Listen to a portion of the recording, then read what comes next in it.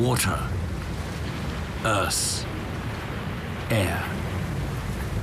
This is a place where the elements mix and merge, a landscape where plants and animals inhabit more than a single sphere.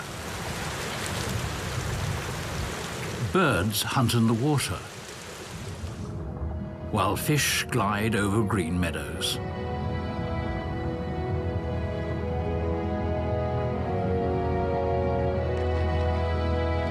And land animals often lose the ground under their feet.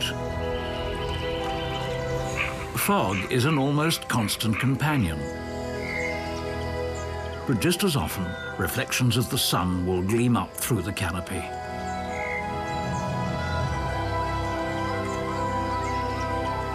These sprawling woods and tangled waterways are totally intertwined.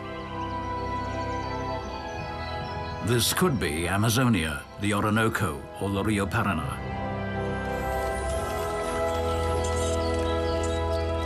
But these wild wetlands are only half an hour's drive from the city of Vienna.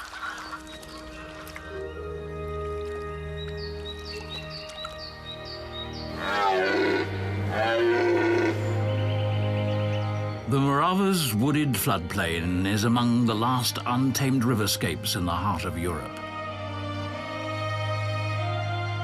Water is life, and life is constant change. Again and again, these waters wield their powers of destruction and new creation. They make the Morava a river without frontiers.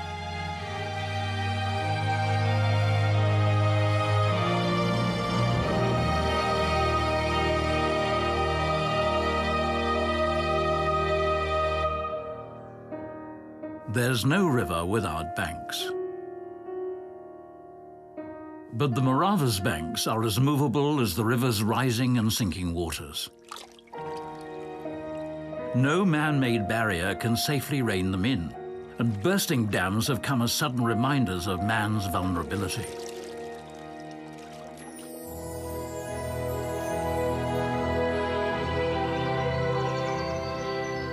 Most of the time, the powers of this river remain unnoticed, as long as its high waters lose themselves in the Morava's wide, wooded floodplain.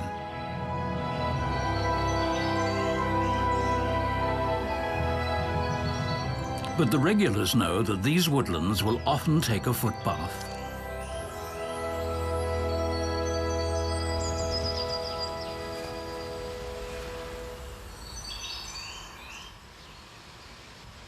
Greylag geese are ground breeders, yet along the Morava River, their nests are found in ancient trees. It's a lesson learned through countless generations.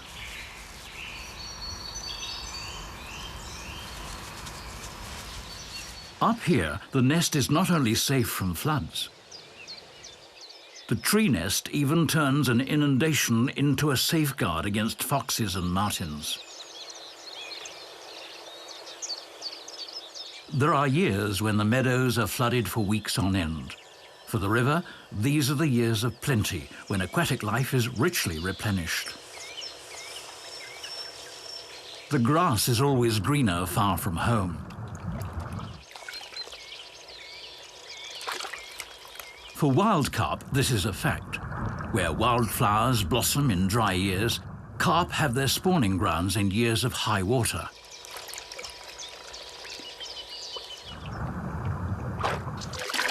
First, the carp arrive on the flooded meadows one by one. Eventually, they congregate in masses.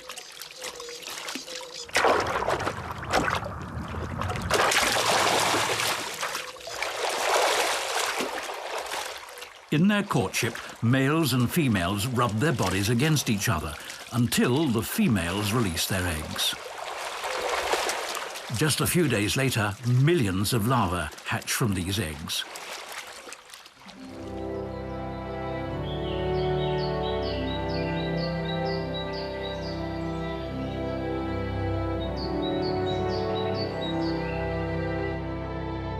Coming from Czechia, the Morava River flows along the border between Slovakia and Austria until it reaches the Danube.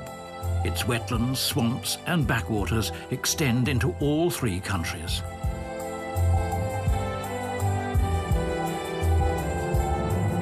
Here, the former Iron Curtain has turned into a green corridor. After the curtain fell, the Border River became a river without borders.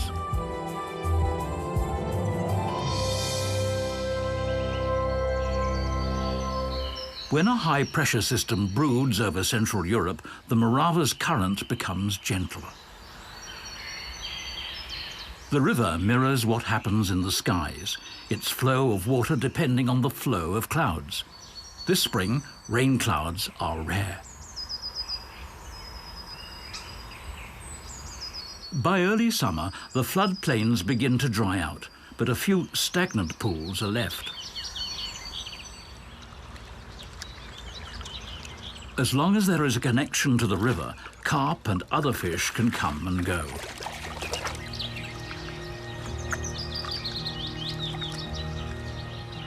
But once pools are cut off, the fish are trapped. Sinking water levels slowly tighten the noose. Sooner or later, these fish will be an easy meal.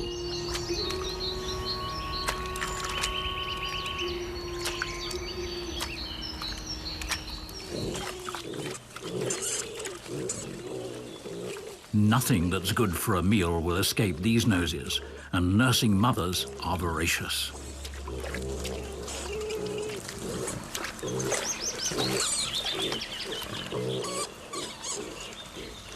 Wild boar are omnivores. They find the riverine forest attractive, not only because there's plenty of food, but also because there's such a wide choice. When chewing on fresh fish, the piglets are just imitating their mothers.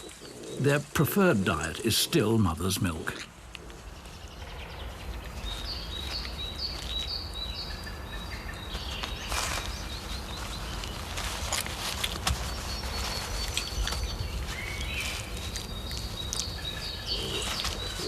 The mothers have to come up with enormous amounts of milk, so they can't be bothered while eating.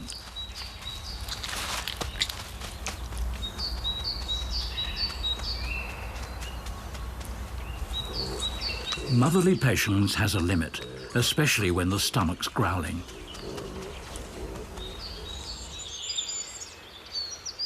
Only a couple of weeks ago, this forest floor was a backwater, but now fresh greenery is sprouting.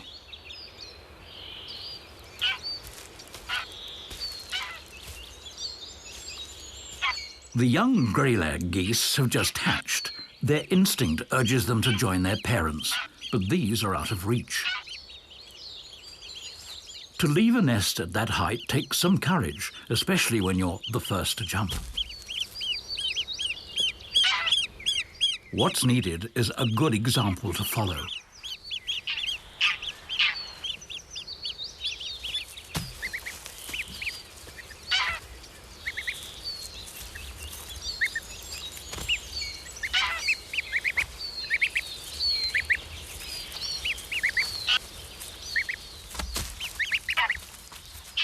The parents usher the little ones on. The forest floor is a dangerous place. There's always a risk of a fox or a mountain turning up. The goose family heads straight for the water. Here they feel safe.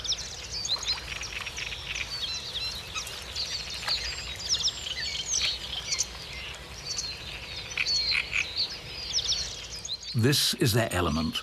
All summer long, the oxbows and swamps will be their nursery.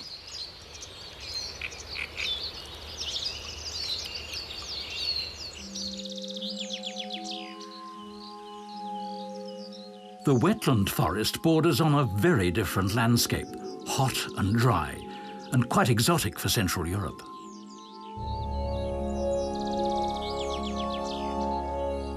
These gentle grass-covered sand dunes along the lower Morava resemble the steppes of Central Asia, and in fact, this is where many of its inhabitants have come from.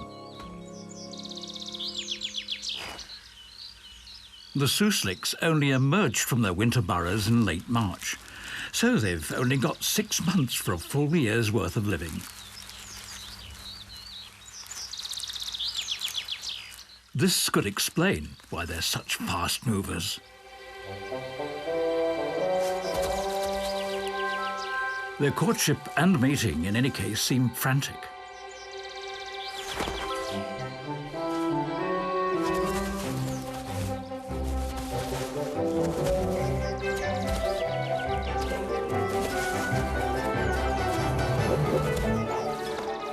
What looks like an aggressive chase is in fact the extended foreplay to a very quick act.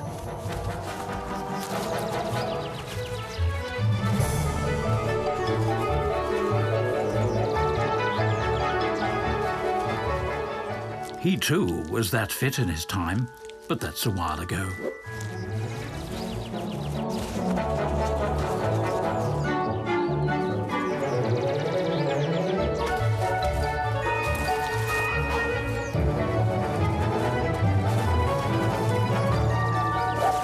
Done.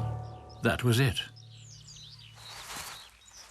Although things happen too fast to be witnessed, the evidence is there. When a Suslik female starts decorating her home, the family is about to grow.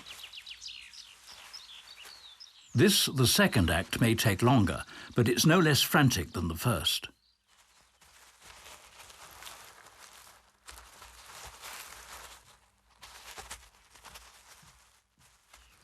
Susliks live in large colonies, but each animal has its personal burrow. These animals are quite house-proud.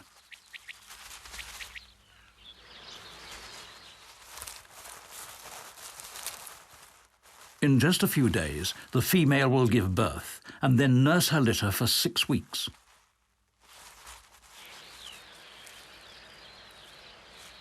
When you're moving too fast, risks can easily be overlooked.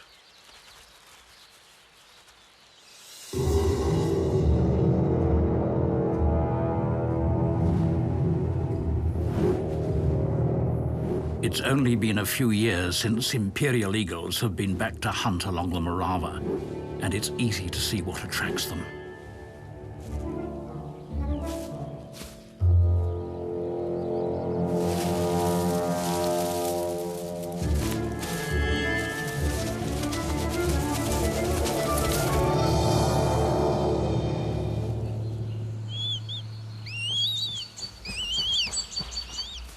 In Austria, the imperial eagle had been extinct for 2 centuries. In Eastern Europe, a few populations survived. Recently, the eagles have begun to spread out westward. A few pairs now breed along the Morava River. With some luck, and this depends on human wisdom, the imperial eagle will get another chance to colonize Central Europe.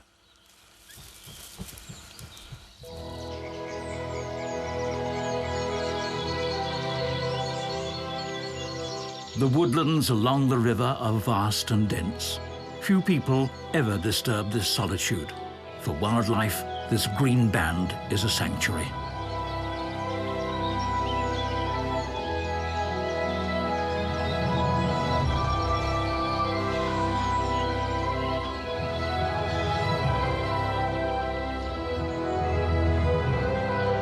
The white stork is among the more impressive inhabitants of the Morava's woods. Like the greylag geese, the white storks nest in old trees.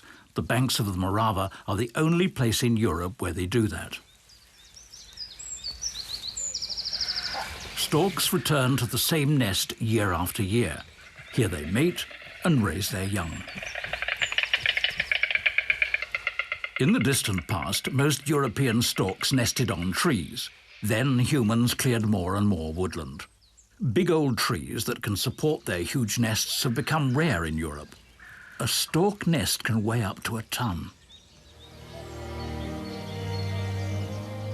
May on the floodplain. For a few weeks now, the stags have been growing new horns. In earlier days, the red deer would leave the floodplain at this season and migrate to their highland pastures. In autumn, they would return to the lowland rivers. Today, many of their old migration routes are cut off. Spring brings 1,000 hues of green. For a while, green seems to be the only color. But then, wild ducks and little grebes bring in splashes of gaudy color.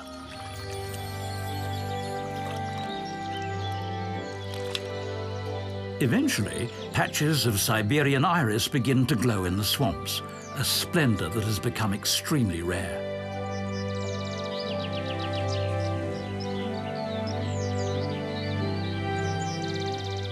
The most precious gems are hard to find. The Japanese iris hides in secret corners of the wood.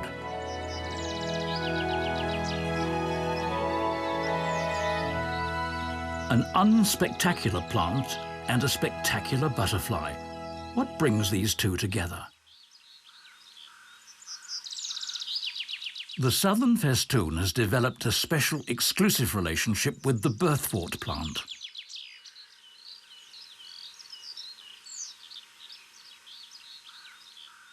In June, the female sticks a few eggs to the downside of birthwort leaves. It's the only plant its larvae are able to eat.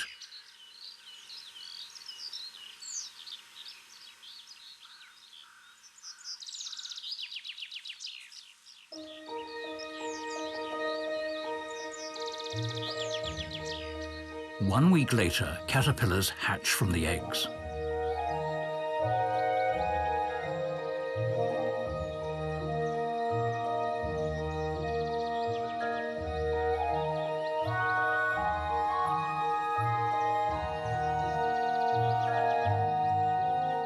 During the first weeks of their lives, the caterpillars only eat the tender parts of the plant, especially the petals.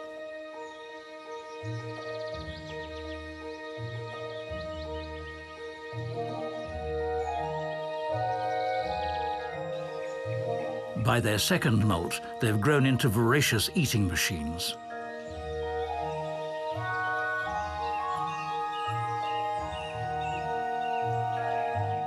Now they need a more substantial diet.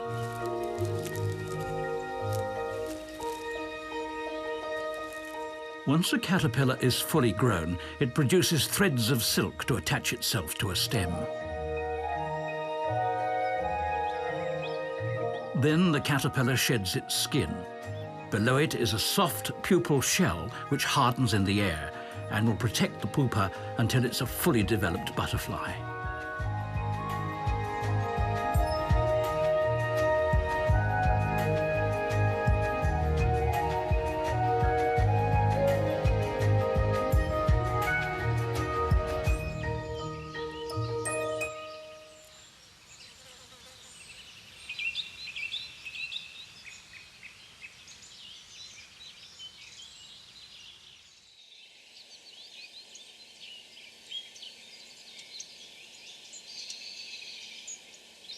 Summer has come to the floodplain.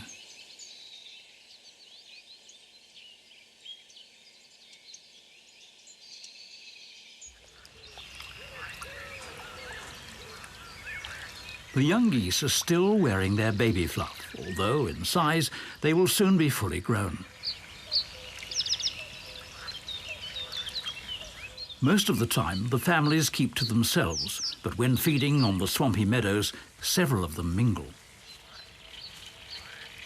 Side by side, adults and young birds of all ages scan the ground for tasty herbs, blossoms, and insects. On land, the geese are extremely watchful. The slightest disturbance will send them off towards the water.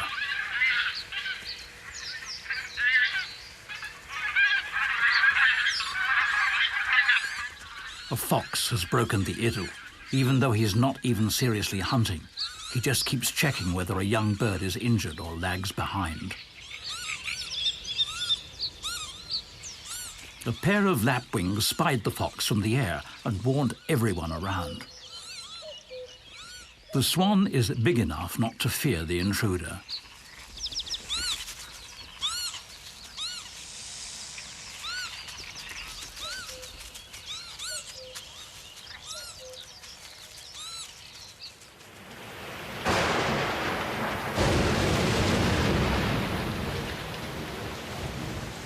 Lowland storms can break out suddenly and discharge enormous energy.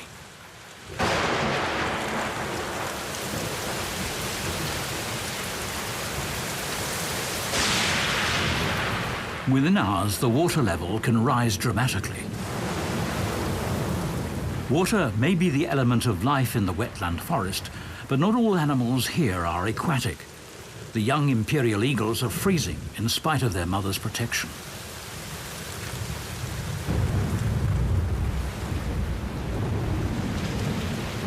But the herons are in their element. A downpour cannot faze them.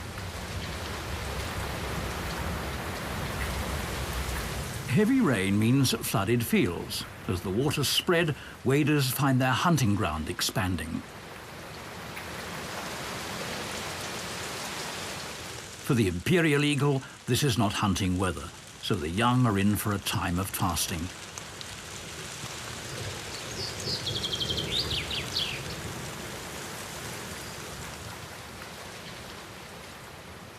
Dried up oxbows and channels are filling up again.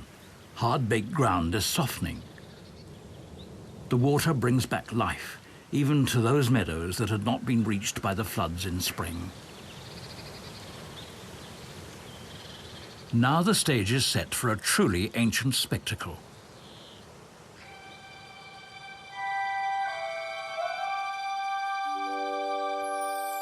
These are strange creatures from days long gone. It might be their first appearance in years. Tadpole shrimps, or triops, have been around without changing their shape for some 200 million years. Their eggs can survive dry periods, sometimes over decades. But when their patch of ground is flooded, they will hatch within days. And they're not the only bizarre inhabitants of the flooded meadows. Fairy shrimps, dragonfly larvae, water bugs, great diving beetles and other tiny creatures are floating among the wildflowers, adding up to an enormous biomass.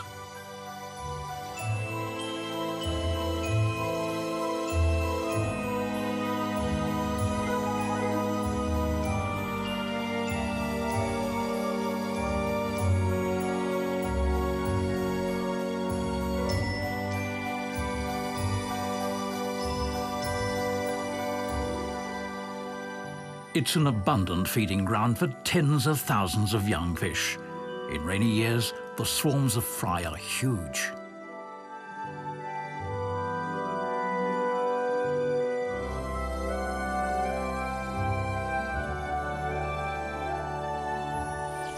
Life in and above the water is closely interwoven. The life cycle of many insects embraces both spheres.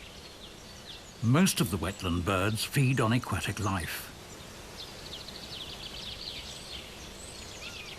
Way up in the canopy, the vagrants of the river have their roosts. Night herons are among the Morava's irregular visitors. They do not breed here every year. Night herons hardly ever use a nest in 2 successive years.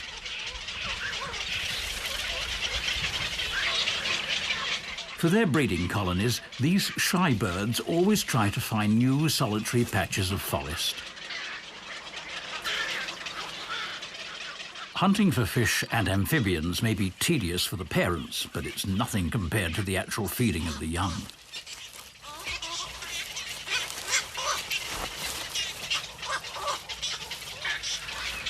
Watching young night herons being fed adds a new dimension to the phrase, young and hungry.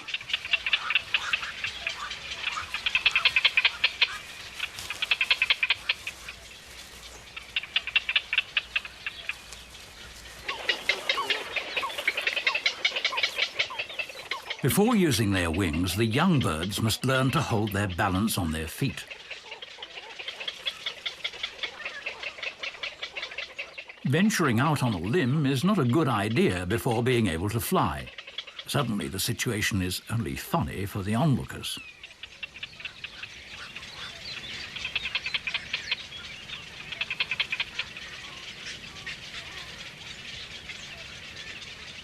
But maybe that's the quickest way to learn flying.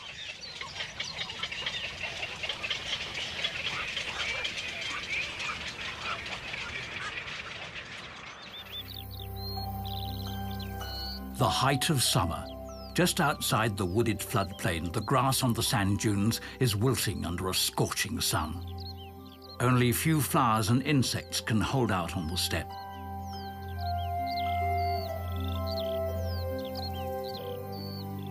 Wherever the sand is bare, the temperature is extreme, up to 60 degrees centigrade, and yet there's life here. The digger wasp feeds on nectar, but to nurture its offspring, it resorts to hunting. Before laying her eggs, the female digs a breeding tunnel. Then the wasp goes hunting for grasshoppers. She takes a few turns to make sure she will remember the location.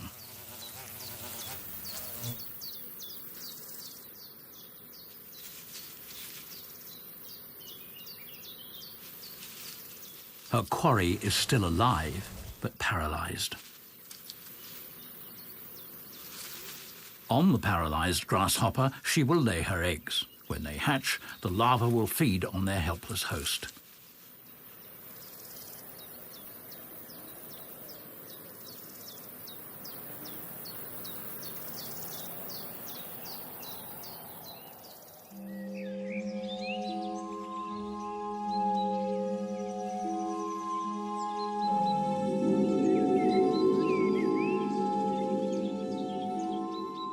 The August sun turns the floodplain into a steamy hothouse.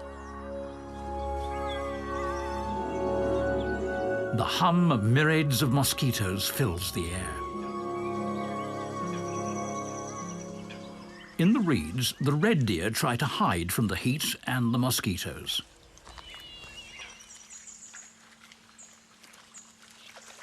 Good wallowing spots are now rare and spurn competition.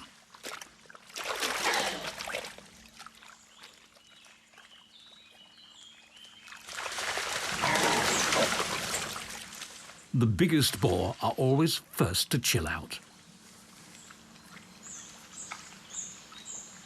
The mud bath is not just refreshing, it's also a shield against menacing insects.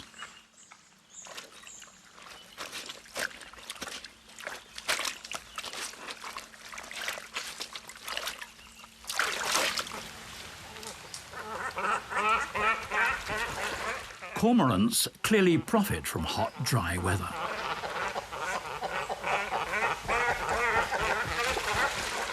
Their feathers get soaked when they fish, and they cannot fly until they are dry.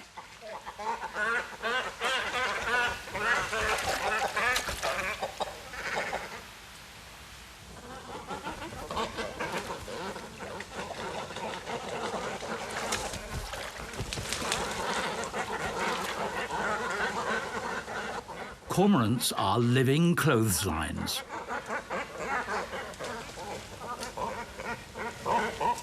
Birds sit like this for hours, absorbing the warmth of the sun and digesting their meals.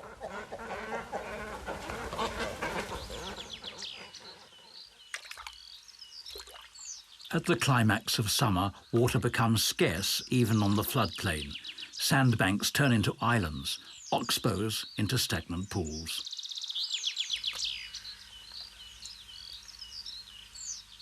In these pools, many fish are now trapped.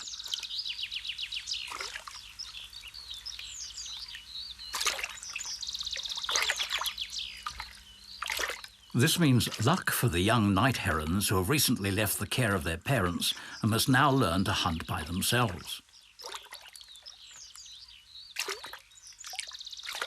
Even though the low water level makes hunting easier, there's no such thing as a free meal. But hunger is a great motivator, and the young heron's learning curve is soaring.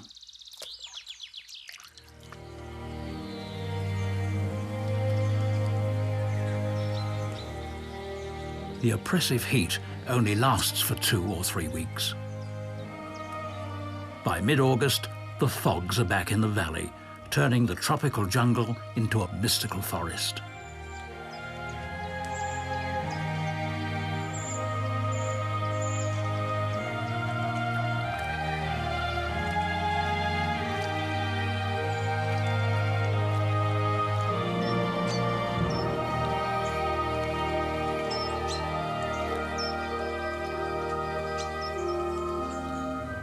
With the first fogs, the first migratory birds descend.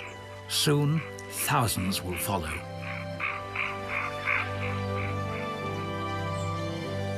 But for now, time seems to stand still. The summer is gone, and autumn hasn't really arrived. Nature is gathering strength for the winter. Around the pools, the young herons are gorging themselves with fish.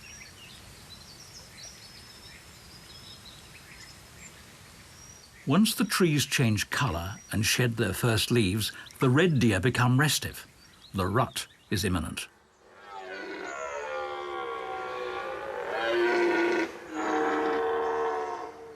Their rough voices echo through the forest.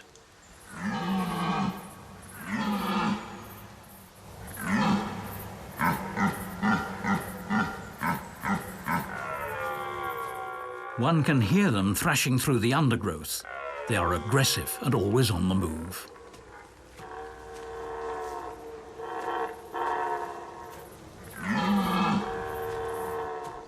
Rivals keep a watchful eye on each other.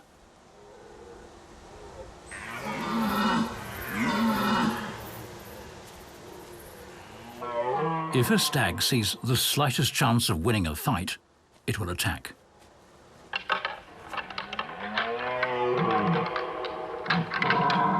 Only the strongest stags can pass on their genes. The winner will father almost all the calves to be born next spring.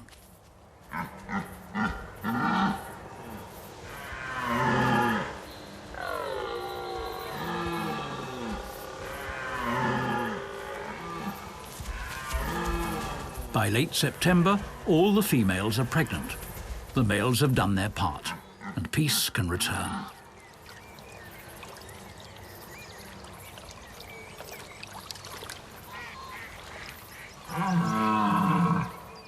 For most wild animals, the Morava River and its wetlands are not a barrier. On the contrary, for centuries the floodplain has been a crossroads and a stepping stone for wildlife migrating between the Carpathian Mountains and the Alps. Up to the middle of the last century, lots of red deer would frequent this green corridor. Meanwhile, however, migration is down to a trickle.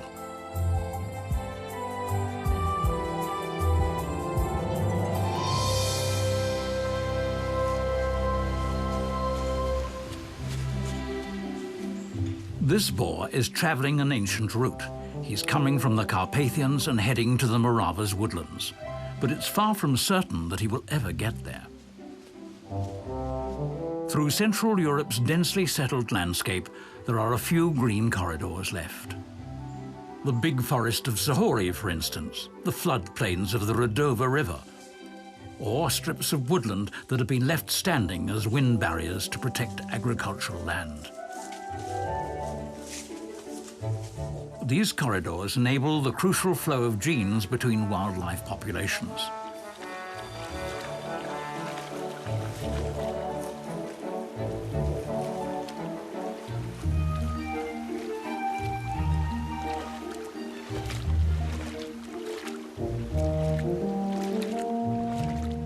To reach the Morava's woodlands, the boar has to get past sprawling urbanization and industrial parks, across country lanes, railroads and motorways.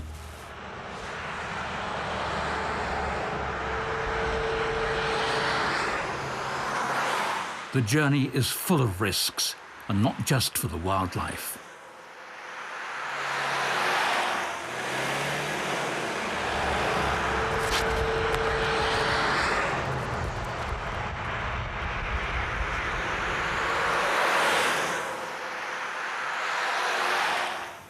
For the long-term survival of the Morava floodplain's wildlife populations, it's essential that migration corridors are restored and protected.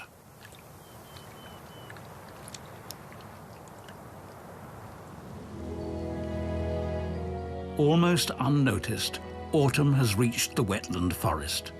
The lush jungle green is fading. The Morava flow is now sluggish and silent, withdrawn into a narrow bed.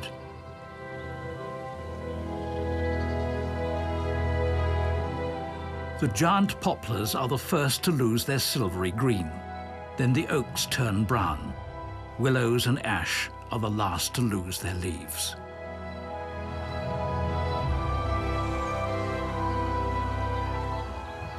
The warmth of the sun is only felt for a few hours around noon.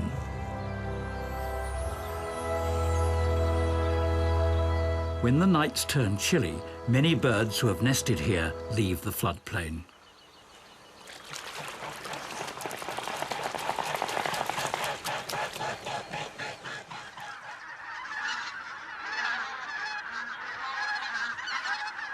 New arrivals from the Arctic take their place.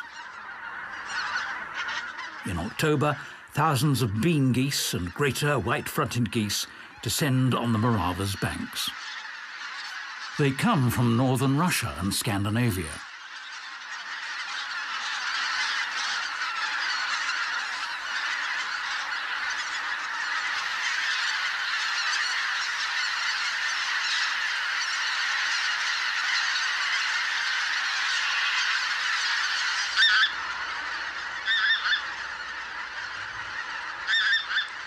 Exhausted from their long flight, they rest and recover on the floodplain until the first severe frost moves them on again.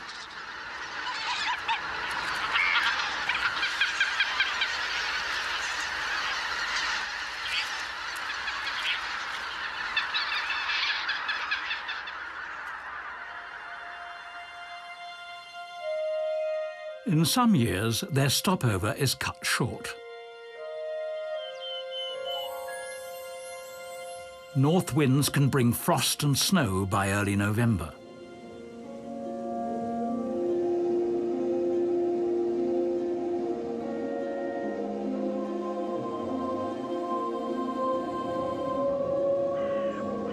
When polar air flows in, temperatures can suddenly plunge way below freezing.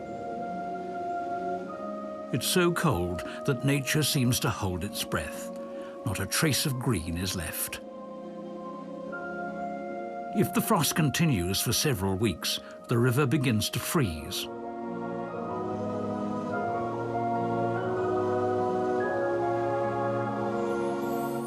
The ice is still soft, but more and more of it comes drifting down the river. In the bends, the new ice builds up and gradually hardens until the Morava's gurgle fades into silence. The lush green wetland forest has turned hostile. It's now a white desert.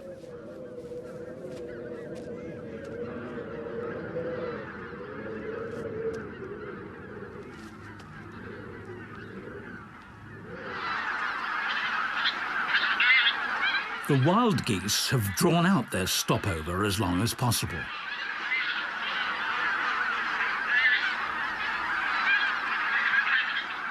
Keeping their water holes open has become tedious, and in the end, the frost wins. One morning, as if by secret command, they take off to the south.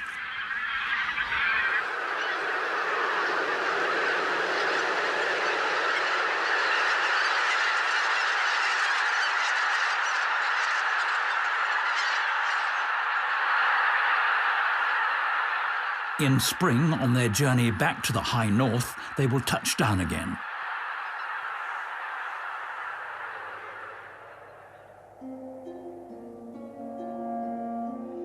The only voices on the floodplain now are those of the crows.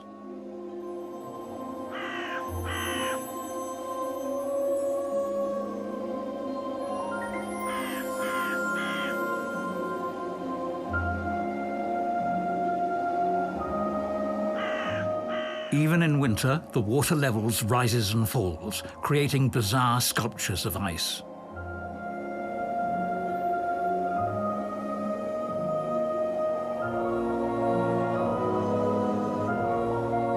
The Morava does not freeze over each winter, but when it does, the ice turns the river into a dream world.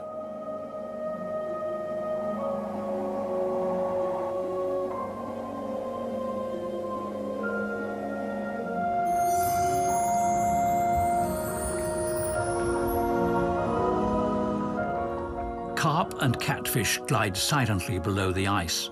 They do not hibernate, but their body functions are slowed down.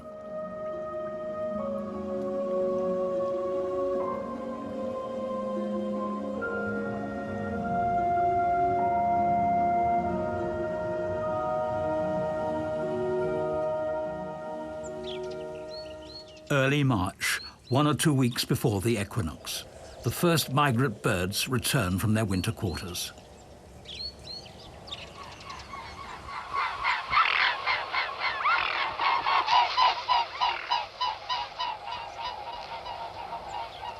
During the most severe cold, the wild swans had been away at a nearby lake.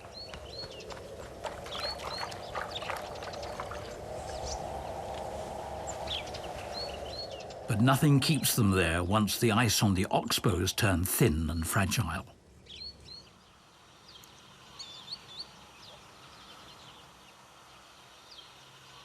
The forest canopy is still bare of leaves, so the spring sun can quickly thaw the dark forest floor.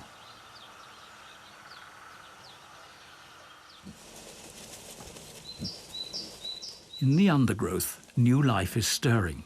The wild boar mother stays around the birth location until the little ones can run and follow her. For decades, the wild boar populations of Eastern Europe have been growing. In recent years, since winters have become milder, they have begun to push westward.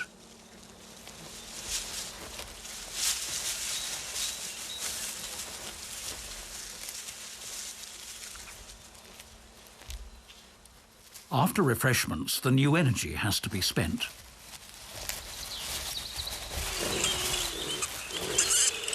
It will be a long time until these two brothers will be mighty males, but a hierarchy will soon be established. After sparring, it's cuddling time again.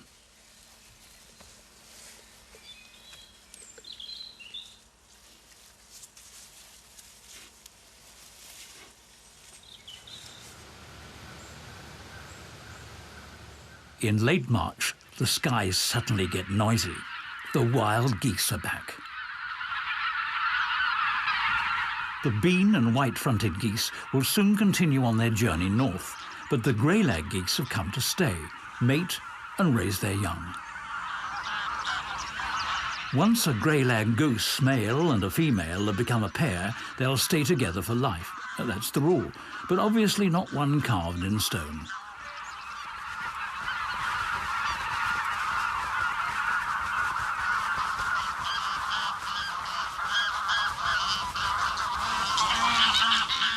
If the first choice is not a happy one, the second or third might work out.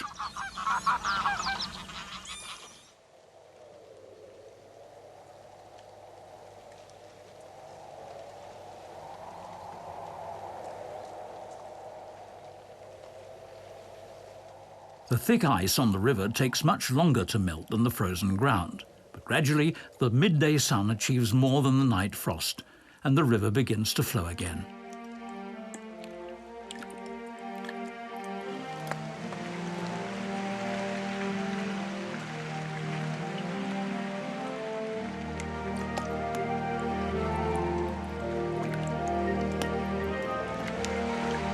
Once the ice thaws from above and below, there's no turning around.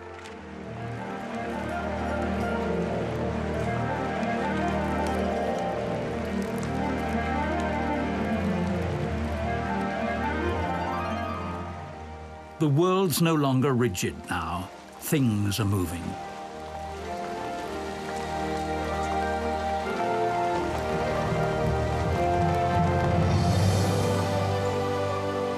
The Morava still pushes an enormous ice load. Again and again, the ice jams.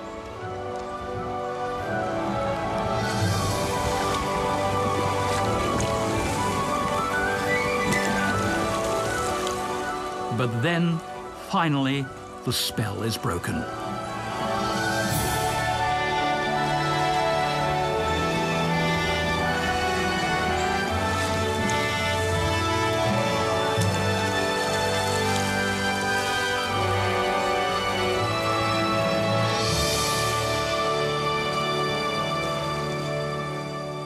Just a day earlier, a wild animal could have crossed the river on foot.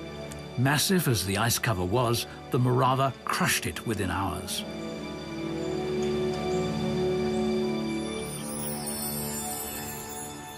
Meltwater has filled the dips and hollows, and on sunny days it quickly warms up. And soon the water attracts life. Simultaneously, thousands of moor frogs leave their winter quarters to meet at these pools. The males arrive first. During the mating period, which only lasts a few days, the males turn bright blue. When the females arrive, the mass mating starts. Then the spawn matures in pools and puddles until tadpoles hatch. But this year, things are different.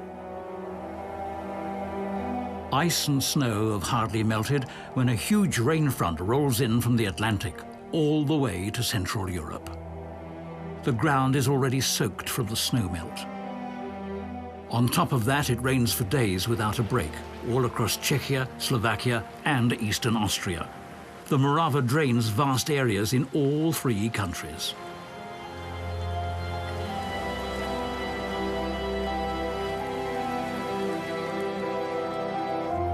While the pools on the floodplain are running over, more water comes from tributaries, even after the rain has stopped along the Morava's lower range. The lower Morava is like the neck of a huge funnel, the size of its entire catchment area.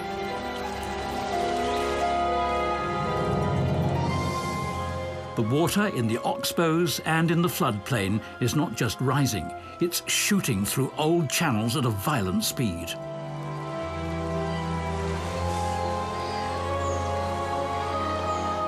Eventually, the inundation also engulfs the higher fields.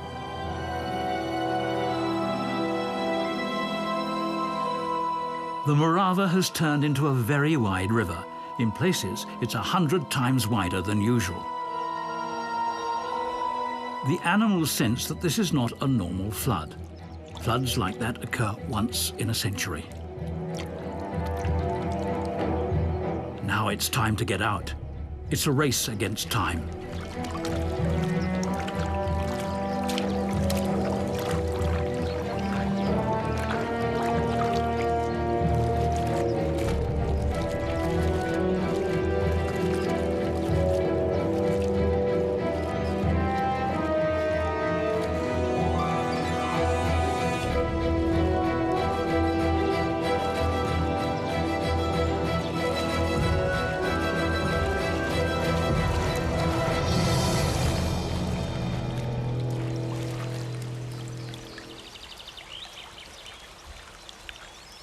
The hedgehog may be stranded for a few days, like a shipwrecked sailor, but at least he's among the lucky survivors.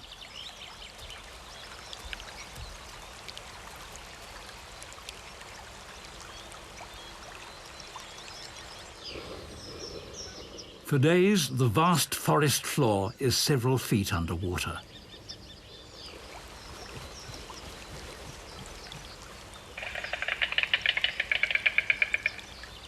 But as soon as the water level sinks, the first animals return. The flood has brought death and loss. But every disaster is also a new beginning.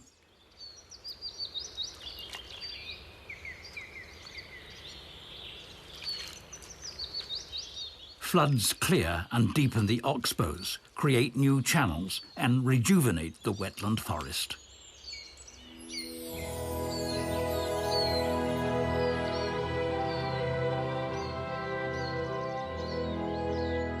As of yet, the Morava floodplain is still an untamed riverscape.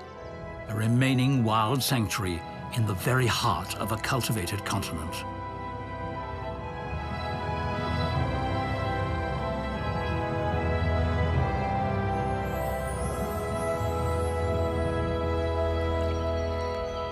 For many wild species, the Morava floodplain is more than an ideal habitat and a refuge. It's a vital link between populations east and west, north and south, the major stepping stone between the Carpathians and the Alps.